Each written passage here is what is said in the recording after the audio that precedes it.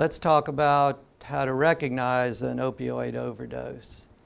So first of all, what is it? It happens when the amount of the painkiller or the heroin rises up to a level that reduces alertness, even to unconsciousness, even to coma, and partially or fully blocks the breathing center.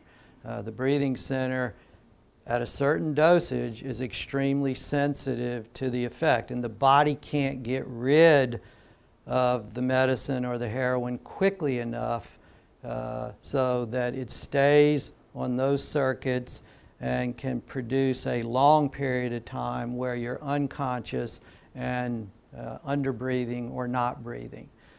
And many overdoses are not just from opioids alone. Many are a mixture of painkillers, heroin, and sedative pills like benzodiazepines, or even sleeping pills like Zolpidem, Ambien, or Lunesta. They're three common sleeping pills. Then you can also see heroin or pain pills used in combination with cocaine, and then alcohol in combination, or all of these together can be seen. So it's never just as simple. There are certainly overdoses that occur from just opioids alone, but be aware that someone that's in the addictive cycle will likely be using at least one other substance. So what leads to death? It's respiratory failure. So when the breathing center is blocked, you stop breathing. And when you stop breathing, you don't get oxygen into the blood, and therefore it doesn't go to all the organs and organ systems of the body. And then changes begin to occur quite quickly. And the most sensitive organs to lack of oxygen are our vital organs, the brain and the heart. And as they start to fail, it's like going down a slide. Once you start down that slide, you can't really change your mind and say, I don't think I want to do this. So first there might be, so semi-conscious, where somebody would look at you if you yelled at them, or if you stimulated them for a pain stimulus, they might arouse a bit.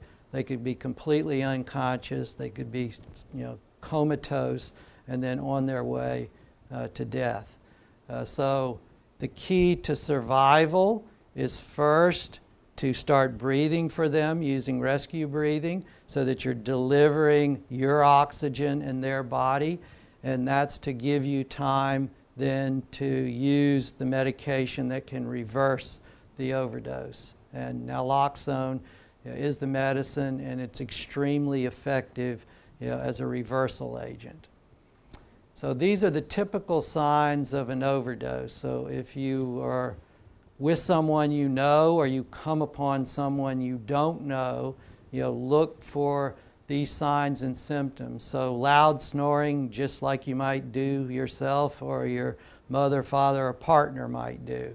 But as the level of consciousness drops, that snoring, which comes from the tissues in the back of your throat being so loose that the air moves those tissues, you begin to get more of a gurgling sound.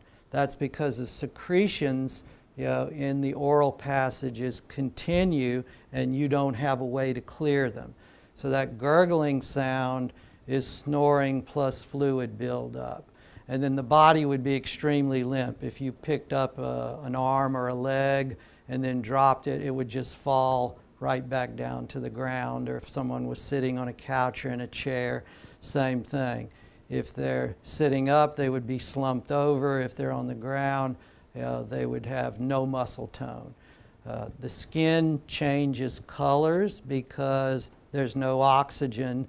The blood's not red anymore. It turns more bluish, like you see in your vein if you look at the blood returning from the tissues to the heart, except all of your skin will begin to turn that pale gray, and the individual will have a coolness to them because you don't get good circulation of oxygenated blood. One easy place to look is actually the beds of your fingernails, because there are many, many blood vessels under there, and you'll see a bluish color there. The fingertips themselves can also be blue. If you know how to take a pulse and you do that, you might not be able to feel it, or it would be very slow or weak. Breathing is shallow. It might slow down from a normal of 12 to 15 breath cycles per minute to 3 to 4 per minute. And it might not be deep at all. It could be something like this. And you can tell if you look and listen and feel that they're not moving enough air to get oxygen in and carbon dioxide out. And then, the most worrisome sign, of course, is that they're unconscious. They can't be aroused.